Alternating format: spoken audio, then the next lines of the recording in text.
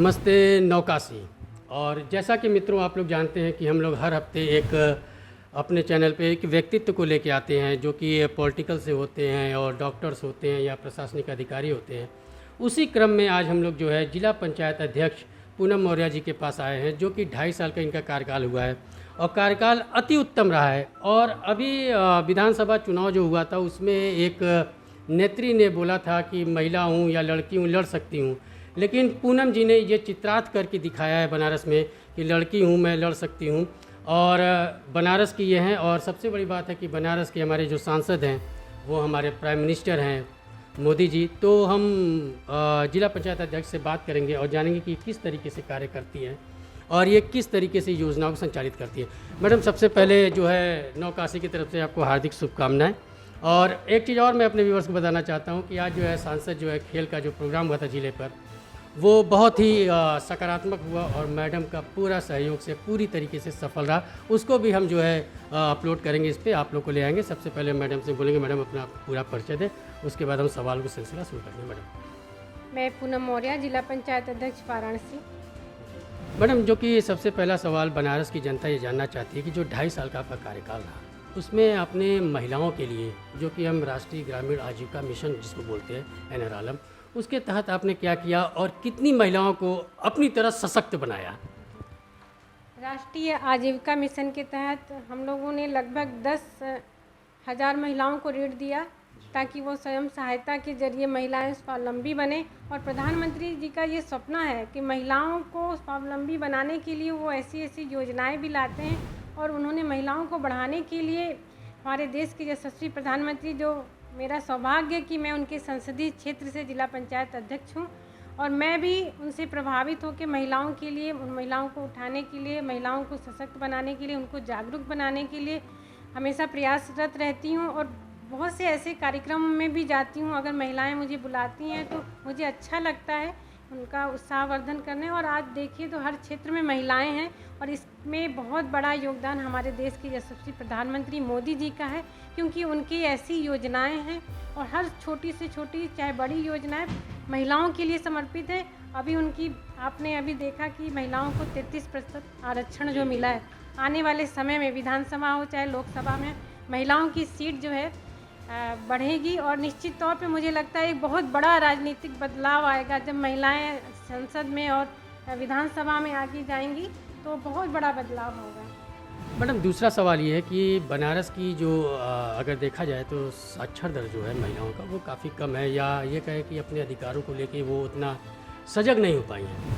तो कुछ महिलाएं जो कि पीड़ित हो जाती हैं प्रशासन से या शासन से, तो वो आप तक पहुंचती हैं, तो आप उनके लिए क्या करती हैं? क्योंकि अभी मैंने सुना था कुछ कि ज़मीन का विवाद हुआ था, उस पर आप गई थी, तो उसको थोड़ा सा हमारे व्यूवर्स को बताएं। अभी कुछ दिनों पहले ही एक महिला पीड़ित मेरे पास आई, तो उसके ज़मीन पे कब्जा को लेकर के आई थी। तो मैंने तुरंत ही जो हमारे कमिश्नर हैं यहाँ के अशोक मुथा जैन से मैंने बात किया, फिर अपने लेटर पैड पे जो उसकी समस्या थी उसको लिख करके दिया और उससे अपॉइंटमेंट भी उनका ले करके मुझसे बात भी करवाई। अब 2 दिन बाद मुझे फ़ोन भी आया कि उसकी समस्या जो है उन्होंने अच्छे से मुलाकात करके उस महिला की समस्या को दूर करने के लिए कहा। और मुझे अच्छा लगता है कि मैं किसी महिला के लिए, जो पीड़ित महिला है, उसके लिए काम आ सकूं, क्योंकि मेरा ये काम ही है कि मैं इस राजनीतिक क्षेत्र में इसीलिए आई हूं कि ताकि महिलाओं की जो समस्याएं हैं काफ़ी हद तक जितना मैं प्रयास कर सकूं उसके लिए मैं करती रहूँगी। और जो हमारे यशस्वी प्रधानमंत्री जी हैं उनकी भी यही सपना है कि हमारे देश की महिलाएँ जो हैं आगे बढ़ें, सशक्त बने। और मेरा भी प्रयास यही रहता है, कोई भी कार्यक्रम हो अगर महिलाओं के लिए है, जहाँ महिलाओं की बात होती है, उनको आगे बढ़ाने की बात होती है, उनको जागरूक करने की, उनके अधिकारों की बात होती है, वहाँ मैं ज़रूर जाती हूँ। और अगर कोई महिला पीड़ित है तो मैं उसके लिए हमेशा प्रयास करती हूँ कि उसके साथ खड़ी रहूँ। ये क्योंकि हम लोग को संज्ञान हुआ था मैडम कि आपने काफ़ी अच्छा इस पर पहल किया था और उस महिला को न्याय भी मिला, इसके लिए हमारी टीम की तरफ से आपको शुभकामनाएं हैं।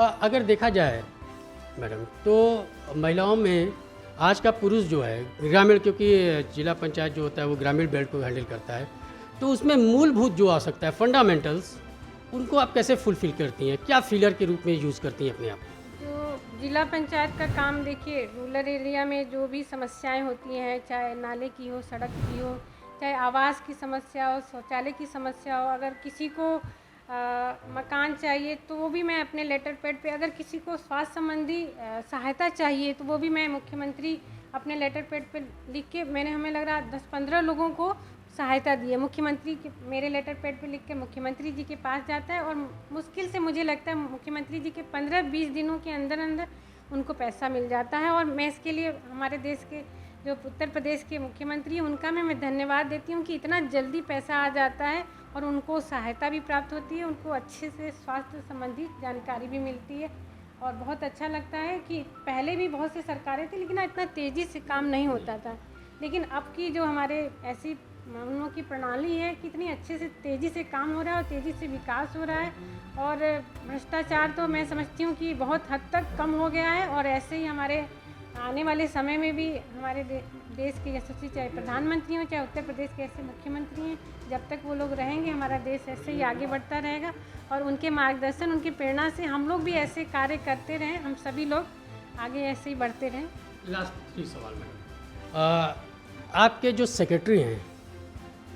सेक्रेटरी हैं क्या उनसे कुछ ऐसा आपको प्रॉब्लम क्रिएट हुआ कि कुछ बजट को लेके या फिर कुछ आपके विशेषाधिकार को लेके? क्योंकि सेक्रेटरी को मैं जानना चाहता हूँ कि किस लेवल तक आके सेक्रेटरी आपके काम करते हैं। देखिए, मेरे विभाग में जहाँ तक मैं अपने विभाग को अपने हिसाब से चलाती हूँ। हाँ, बाकी जो उनसे कुछ राय बात लेना होता है तो मैं लेती हूँ, लेकिन मैं उनका ज़्यादा दखल अंदाजी अपनी उसमें नहीं, जहाँ मैं हर अपना मैटर अपने से सॉल्व करती हूँ। और फ़ोन जहाँ उनके पास, मैं ज़्यादातर फ़ोन मैं खुद हैंडल भी करती हूँ।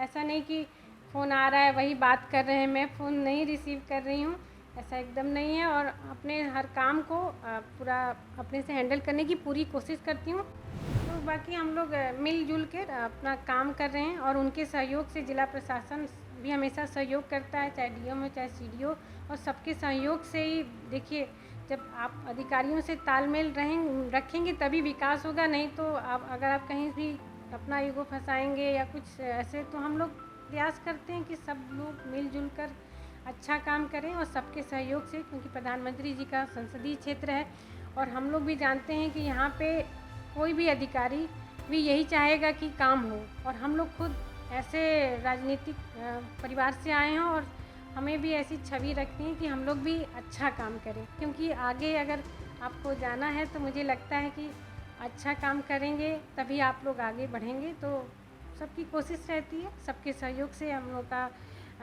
सभी लोग सहयोग करते हैं और सबके सहयोग से अच्छा काम चल रहा है। जी, लास्ट वन सवाल मैडम, जो कि हम लोग प्रधानमंत्री के संसदीय क्षेत्र में हैं, तो क्या इसका कभी आपके ऊपर दबाव रहा कि हम लोग प्रधानमंत्री यहाँ के हैं और जब आते हैं तो आप भी उन्हीं के मंच पे उपस्थित रहती है और वो अनिवार्य भी है, तो कभी क्या ऐसा आपको फील हुआ कि मैं एक प्राइम मिनिस्टर के साथ या इस तरीके से कुछ अंदर से कुछ भय, डर या दबाव कुछ ऐसा? मैं पहले बता दूं, जब मैं पहली बार प्रधानमंत्री जी से मिली मुझे इतनी खुशी हुई, क्योंकि प्रधानमंत्री जी के क्षेत्र से जिला पंचायत होना, अध्यक्ष होना, ये अपने आप में एक बड़ा सौभाग्य की विषय है। और मेरे से मुझे लगता है कि मुझसे ज़्यादा सौभाग्यशाली कौन होगा। मुझे लगता है कि जितने अध्यक्ष बने होंगे उत्तर प्रदेश में, मैंने अब तक उनको इतनी बार रिसीव किया है, सीआप किया है और मुझे इतना बार उनसे मिलने का मौका मिला है। और मुख्यमंत्री जी से तो समझ लीजिए हर महीने मुझसे मिलने का मौका मिलता है। तो मुझसे और किसी प्रकार का दबाव नहीं होता है। जब भी प्रधानमंत्री जी आते हैं इतने अच्छे से हम लोगों को मिलते हैं, समय देते हैं और उनका आशीर्वाद मिलता है और उनकी प्रेरणा ही है कि हम लोग इतना अच्छा कार्य कर रहे हैं बनारस में। और मुझे लगता है कि सबके लिए, मेरे लिए नहीं, प्रधानमंत्री जी ऐसे काम कर रहे हैं वो सबके लिए प्रेरणादायक है। मैडम, लास्ट सवाल, इस समय जो बनारस की स्थिति चल रही है या यूपी की, वो अगर देखा जाए तो वायरल इन्फेक्शन या फिर बहुत चिकनगुनिया, डेंगू और इस तरीके की बीमारियां हैं जो जिसको हम संचारी रोग कहते हैं। तो ग्रामीण बेल्ट में आप जो आपका अधिकार है, ग्रामीण बेल्ट में आप इस पर क्या काम कर रही हैं और क्या कुछ ऐसे पेशेंट भी हैं जो काफ़ी जो खतरनाक स्थिति में पहुंच गए थे, आपने उनको हैंडल किया?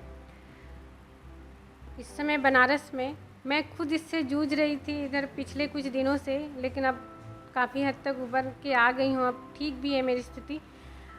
ग्रामीण क्षेत्रों में अभी भी जैसे जागरूकता का अभाव है तो वहाँ पे हम सीएमओ जो हैं उनसे भी बात करके कि भाई ग्रामीण क्षेत्रों में जो डीपीआरओ हैं उनसे भी बात करके काफ़ी साफ़ सफाई को लेके जागरूकता लोगों में लाएं। साफ़ सफाई होगी तभी, जैसे मच्छर से फैलने वाले रोग हैं ये सब, तो साफ़ सफाई अधिक से अधिक लोग करें और अपने आप को वो लोग स्वस्थ रखने के लिए जो भी डॉक्टर सलाह देते हैं उनका पालन करें। और कोई भी बीमारी हो तो वो अच्छे से पहले डॉक्टर के पास जाके इलाज कराएं। लोग गांव में होता है कि लोग उसको हल्के में ले लें, मतलब झोला छाप कर सकते हैं मैडम। उनके पास ना जाएं, किसी अच्छे डॉक्टर से परामर्श करके इलाज कराएं, क्योंकि ये बीमारी जो है कई मतलब इसके बहुत लक्षण कई तरीके के आ रहे हैं, लोगों को उतना समझ में नहीं आ रहा है। जो अच्छे अच्छे डॉक्टर हैं वो समझ के आपको सही जानकारी देंगे, सही दवा देंगे और इसमें आप एकदम लापरवाही मैं कहती हूँ नहीं बरतें और अधिक से अधिक अच्छा खाना लें, लिक्विड लें, आराम करें, तभी आप लोग ठीक हो पाएंगे। और लापरवाही बरतने से अपने स्वास्थ्य के प्रति आप लोग उससे आपको स्वास्थ्य के प्रति आपको खतरा होगा, क्योंकि ऐसी बीमारी है जो बहुत लोग समझ नहीं पा रहे हैं। मुझे लगता है कि इस समय पूरे बनारस में मुझे लगता है हर घर में कोई न कोई पड़ा है। तो मैं चाहती हूँ कि आप लोग जल्दी से पूरे बनारस वासियों को कहूँगी अच्छी से दवाई लें और अपने स्वास्थ्य के प्रति सजग रहें।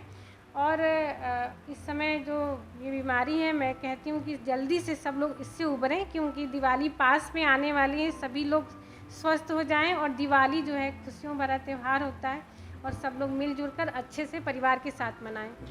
मैडम एक क्वेश्चन के बिना हम लोग का इंटरव्यू अधूरा रह जाएगा, जो कि आज बनारस में वाराणसी या काशी कहें हम, तो यहाँ पे आज खेल का समापन था, जिला खेल का, जो कि प्रधानमंत्री सांसदी जो है वो उसके हिसाब से हुआ था। एक सफल आयोजन आपने किया, उस पर भी हम चाहते हैं कि 2 लाइन उस पर भी बोले कि जो सफलता पे। आज बड़ा लालपुर स्टेडियम में सांसद खेल कूद प्रतियोगिता जो 16 अक्टूबर से चल रहा था, न्याय पंचायत फिर ब्लॉक स्तर, आज जिले स्तरीय था और आज उसका समापन का कार्यक्रम हुआ बड़ा लालपुर में। और बच्चे और बच्चियों ने इसमें बढ़ चढ़ कर भाग लिया, चाहे ग्रामीण क्षेत्र हो चाहे शहर क्षेत्र हो। और बहुत अच्छा लगता है कि प्रधानमंत्री जी खेल को बढ़ावा दे रहे हैं और ऐसे ऐसे कार्यक्रम कर रहे हैं कि जिससे ग्रामीण क्षेत्र के, अभी आपने देखा कि सांस्कृतिक खेल प्रतियोगिता हुई, उसमें भी बच्चों ने बढ़ चढ़ कर हिस्सा लिया और प्रधानमंत्री जी ने उनको सम्मानित भी किया। और प्रधानमंत्री जी ऐसे ही कार्यक्रम के जरिए बच्चों को, बेटियों को विशेषकर, पहले बेटियों को लोग खेल कूद में नहीं मौका देते थे, लेकिन अब लोगों की सोच बदल गई है। अब आप खुद ही देखेंगे कि यहाँ पे आज ही लालपुर में छोटी छोटी बच्चियों ने कितना अच्छा योगासन किया और दौड़ का भी, 100 मीटर दौड़ का भी हुआ, खेल कूद में प्रतिस्पर्धा हुई और बहुत अच्छा लगता है। लोगों की सोच बदली है और इस सोच को बदलने में हमारे प्रधानमंत्री जी का बहुत बड़ा योगदान है।